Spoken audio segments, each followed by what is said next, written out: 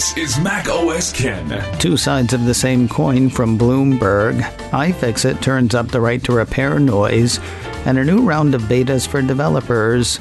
It is Wednesday, the 15th of November, 2023. I'm Ken Ray, and this is news from Mac OS Ken, brought to you by yours truly and sponsored by Green Chef, the #1 meal kit for eating well. For Green Chef's best deal of the year, get $250 off with code MOK250 at greenchef.com/MOK250. This show is also supported by people like you, patrons through Patreon. Find out more and add your support at patreon.com/MacOSCan. The headline of one story: iPhone maker Hon Hai's profit beats in sign of resilient demand. The first paragraph of one story: Hon Hai Precision Industry Company warned revenue will decline for the third straight quarter, spurring concerns about demand for Apple's latest iPhone and consumer electronics. And now I must confess to a lame attempt at misdirection. They are the same story. Writing for Bloomberg, Jane Lee and Debbie Wu do have bad news from Foxconn. According to their reporting, Foxconn forecasts that sales will decline during the holiday quarter. Annoyingly, aside from the opening line regarding concerns about demand for Apple's latest iPhone and consumer electronics, the piece seems to want to tie any anticipated drop in sales for Foxconn to iPhone. The piece points out that Foxconn gets more than half of its business from Apple. That means the rest of its business is not from Apple. Could the hit Foxconn's expecting come from an iPhone shortfall? Yeah, it's possible. Of course, with consumers feeling pinched across the board, it's also possible that the massive stuff Foxconn produces without an Apple logo on it will make up the bulk of the drop.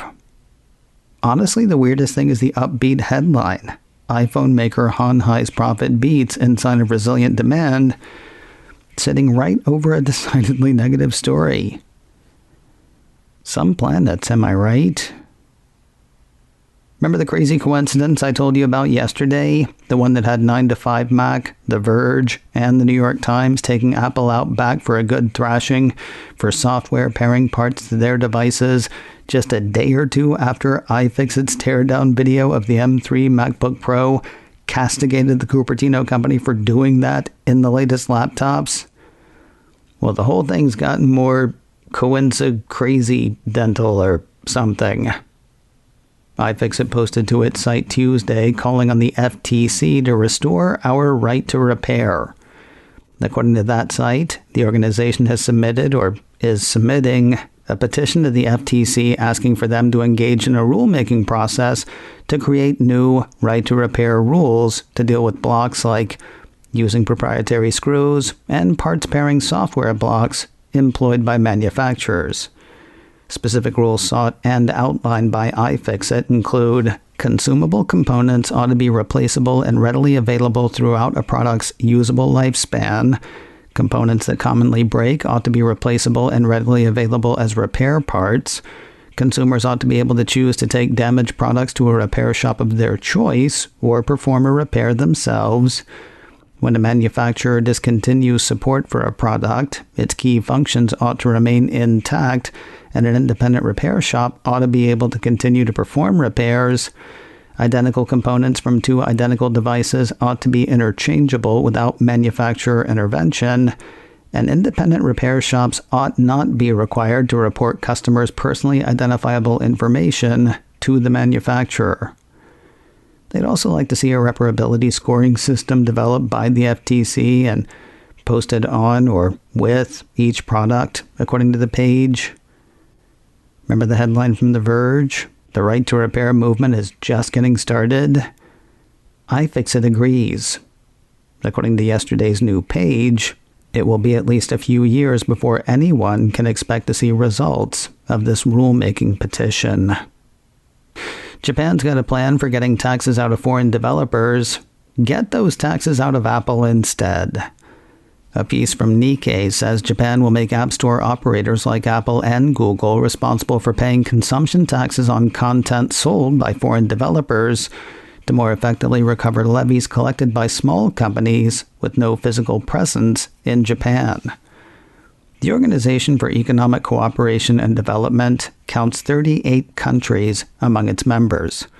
The OECD believes digital content should be taxed in the country or region where the content is consumed, according to Nikkei. Problem is, a lot of creators creating that content don't live in Japan.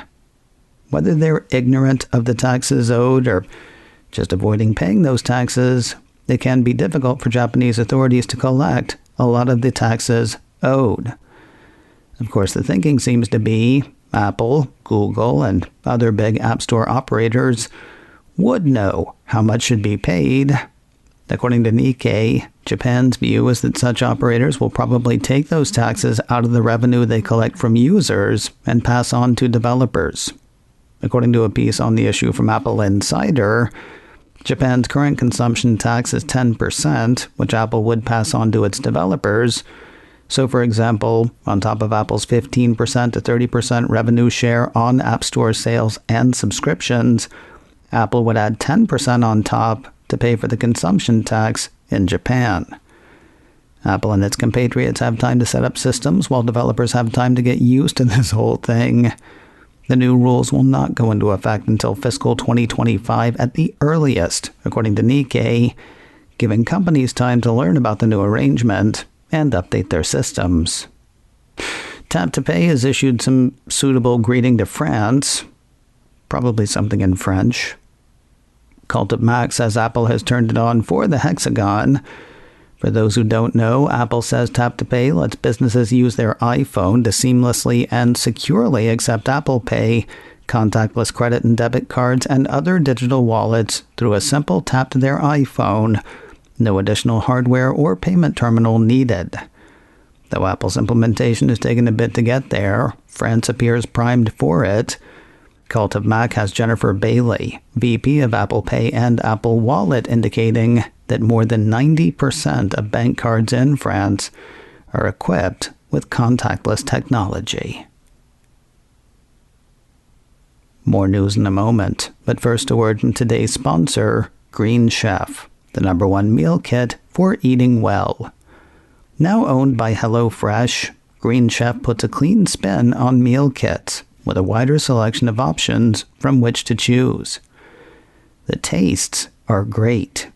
Meals like buttery lemon garlic shrimp, maple butternut squash risotto, or, one of my favorites, spicy chili ginger chicken kale salad.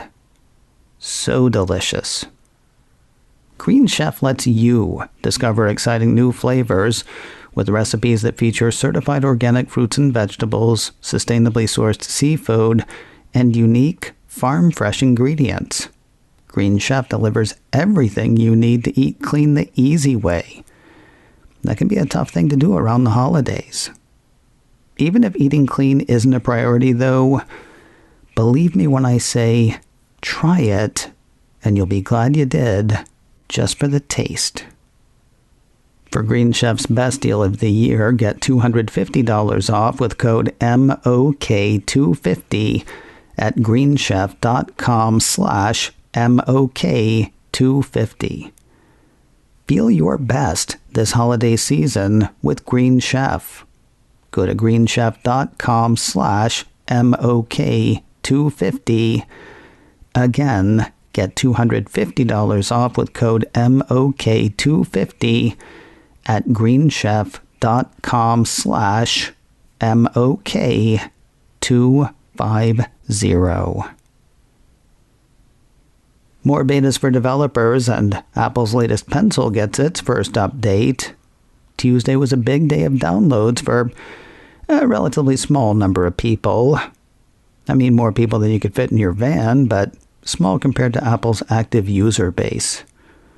Mac Rumors ran a few pieces yesterday, heralding the third developer betas of iOS and iPadOS 17.2, macOS Sonoma 14.2, watchOS 10.2, and tvOS 17.2. Then, applicable to a smaller subset of that subset, Apple also released the 6th beta of Vision OS, the operating system that will drive the mixed reality headset, Apple Vision Pro. Less flashy than all of that, a piece from Apple Insider says developers also got third release candidates of macOS Monterey 12.7.2 and macOS Ventura 13.6.3 on Tuesday.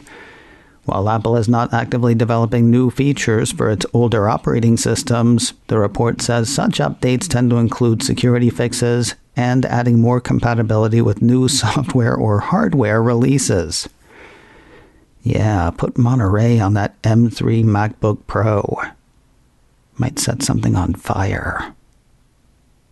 One more update about which to tell you. This one, not for developers only. Another piece from Apple Insider says the Cupertino company has released the first firmware update for the USB-C version of Apple Pencil. No word on what it does. There are also no official instructions on how to update the thing. The piece figures the Pencil is likely to be updated when it next connects to an iPad once the firmware has been downloaded. I sometimes feel like we are being experimented on. You? Grabbing tunes from TikTok has gotten easier. iDownload blog says the video-centric social network has added a couple of new buttons to its iPhone app, Add Music and Add to Music app, letting users save songs heard in TikTok videos to playlists in Amazon Music, Apple Music, and or Spotify. The Add Music button is for adding songs heard in the regular stream of videos, while Add to Music app is found on specific artist pages. And finally today, the first disappointing news so far about Monarch, Legacy of Monsters. While rumors had circulated that the show was secretly shot in spatial video for eventual 3D viewing on Apple Vision Pro, the show's executive producers and showrunners say that is not the case. Apple Insider has Monarch showrunners and EPs Chris Black and Matt Fraction telling the Movie Podcast that it's just not true. According to Black, the show was shot in 4K high-def digital video and not designed to be viewed in 3D or upscaled to 3D. Though he does add, it would be cool. I would love to see it on Apple Vision Pro. To that, Fraction added, I also don't know how you would shoot or upscale to 3D, indicating that they were the wrong people to ask. Well, there's always season 2. Probably. Meanwhile, it is a short countdown to Kaiju. Monarch, Legacy of Monsters storms onto Apple TV Plus this Friday, the 17th of November. macOS Ken, brought to you by me and sponsored by Green Chef. For Green Chef's best deal of the year, get $250 off with code MOK250 at greenchef.com/MOK250. This show is also supported by people like you, patrons through Patreon. Find out more and add your support at patreon.com/MacOSKen. Advertising handled by Backbeat Media. Online at backbeatmedia.com. You can reach me a couple of ways. Info at macosken.com or call 716-780-4080. Until next time, that is news from macOS Ken. I'm Ken Ray.